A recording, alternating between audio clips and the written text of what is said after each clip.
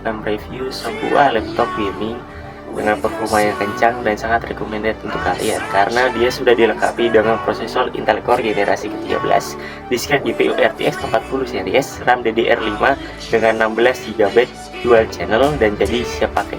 Layarnya IPS 100% sRGB dan resolusi QHD 165Hz. Mari untuk kelengkapannya kita bahas. Lenovo LQ15 IR8. Ya, seperti yang kita lihat, ini adalah salah satu laptop gaming kelas mid-range yang ada di laptop Lenovo.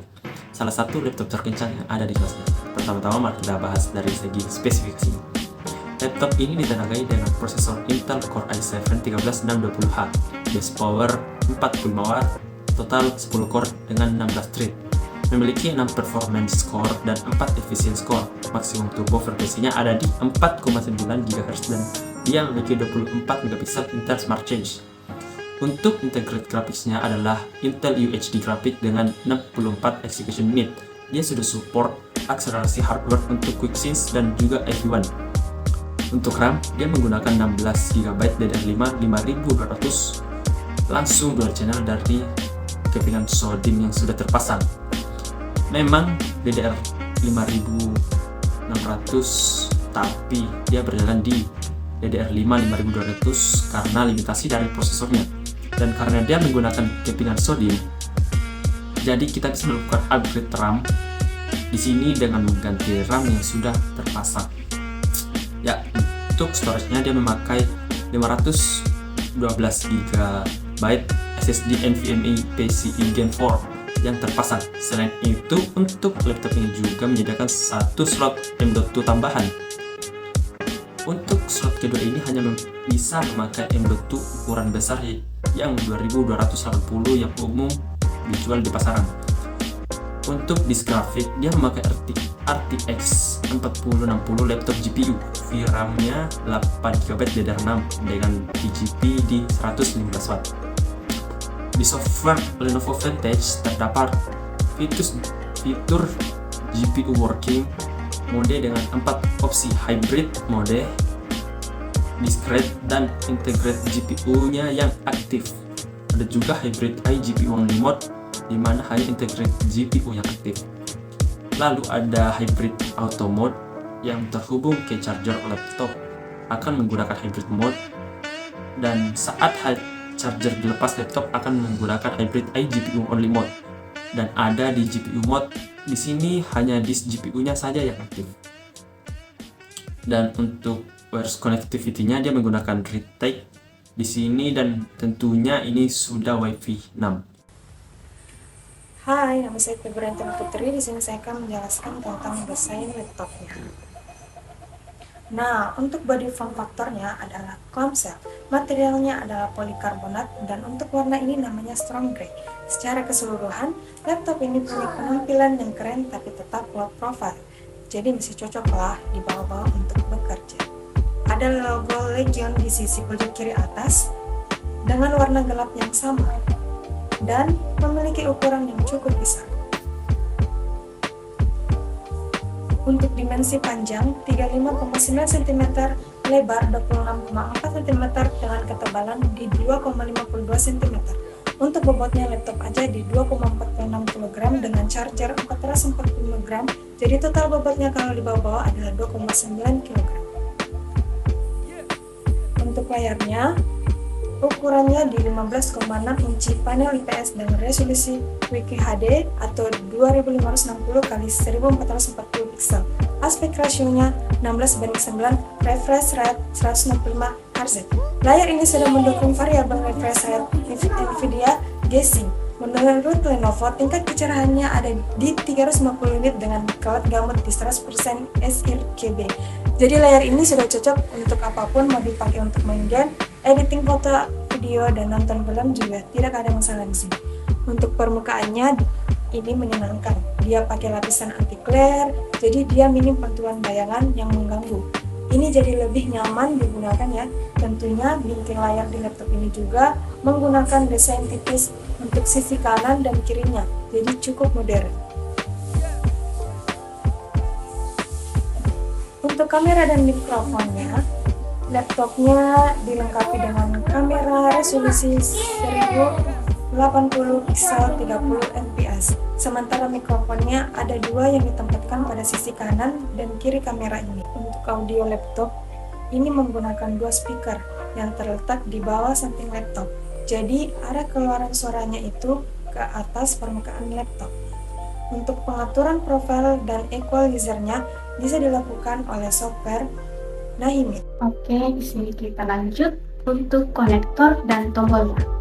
Di kiri ada satu USB 3,2 Gen 2 yang 10 Gbps dan ini sudah support power delivery 140 Watt, mendukung display output dengan protokol DisplayPort 1,4. Lalu ada satu jack audio combo 3,5 mm. Lalu beralih ke sisi kanan, ada kamera shutter switch untuk mematikan mode kamera.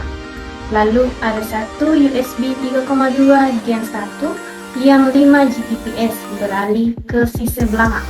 Ada dua USB 3,2 dan dua yang 10 Gbps. Ada 1 GB internet dan satu HDMI 2,1 dan ada DC-in di sini. Untuk keyboardnya, ini menggunakan Legion Lenovo keyboard dengan layout dan tombol desain yang sama, dan travel display-nya 1,5 mm dan dilengkapi dengan fitur anti-ghosting. Secara keseluruhan, keyboardnya tergolong nyaman dan cenderung tidak berisik saat dipakai untuk mengetik. Nah, keyboardnya juga dilengkapi dengan lampu backlit RGB dengan 4 zona warna. Tingkat kecerahan dan efek lampu dapat diatur melalui software Lenovo Vintage. Sementara tombol function plus spacebar ini bisa digunakan untuk berpindah antar profil dan mematikan blacklist keyboardnya. Untuk touchpadnya, dia menggunakan precision touchpad tanpa klik khusus. Untuk klik kanan dan klik kirinya, ukurannya adalah 12 x 7,5 cm. Posisinya sejajar dengan tombol spacebar. Jadi ini cukup nyaman untuk dipakai musik ya di sini. Lalu untuk sistem pendingin, dia menggunakan sistem pendingin aktif dengan 3 buah head type dan 2 buah kipas. Ukuran kipasnya masing-masing 85 mm dengan rating 12 volt. Jadi dia punya kecepatannya tergolong tinggi untuk buangan udara panas. Ada 4 titik ventilasi, ada ke kanan, ke kiri, dan ada 2 lagi ke arah belakang. Nah, sekarang kita masuk ke aspek performanya. Laptop yang satu ini punya 3 profil performa yang bisa diatur melalui software Lenovo Vintage. Ada performance mode, balance mode, dan quiet mode. Mode performa ini bisa diubah dengan menggunakan tombol function plus huruf Q. Selain 3 mode performa dengan profil yang tersedia, ada satu mode performa lagi, yaitu custom. Di sini pengguna dapat mengatur berbagai parameter seperti total processor power target limit, PL1 dan PL2 limit, suhu CPU, suhu GPU, dan lain-lain. Kita lanjut ke pengujian game. Yang pertama ada Dota 2 1920x1080, fast screen rendernya di 100%. Kita dapat 110-200 fps. Shadow of the Tomb Raider 2560x1440 high cut rate, setting the high DLSS di quality kita dapat 70-100 fps. Dan untuk God of War 2560x1440 high DLSS quality kita dapat 70-85 fps. Dan untuk Hogwarts Legacy 2560x1440 high rate racing medium DLSS di quality kita dapat 45-60 fps. Nah, untuk yang terakhir yaitu Assassin's Creed Valhalla 2560x1440 very high kita masih bisa dapat 70-85 frame per detik. Kita lanjutkan ke pengujian storage dengan Crystal Bismarck. Kita peroleh bahwa kecepatan bacanya ada di 3343 MB per detik dan kecepatan tulisnya ada di 2727 MB per detik. Performa ini wajar mengingat ini adalah SSD M.2 yang ukurannya kecil yang 2242 dan sebenarnya ini sudah cukup kencang. Lanjut untuk pengujian baterai. Modenya ada di balance, GPU working modenya di hybrid dan brightness-nya di 150 nit. Untuk volumenya kita set di 25%, dan hasilnya untuk video playback 1080 pixel ada di 5 jam. Ini hasil yang wajar, kebetulan untuk sebuah laptop gaming kencang seperti ini. Nah, apalagi layarnya sudah resolusi QHD dengan refresh rate tinggi di 165 Hz.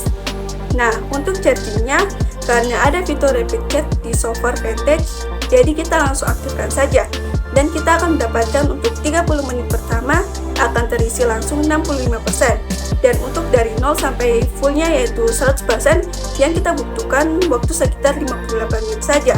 Nah, ini durasi charging yang sangat kencang, mengingat ini adalah laptop gaming.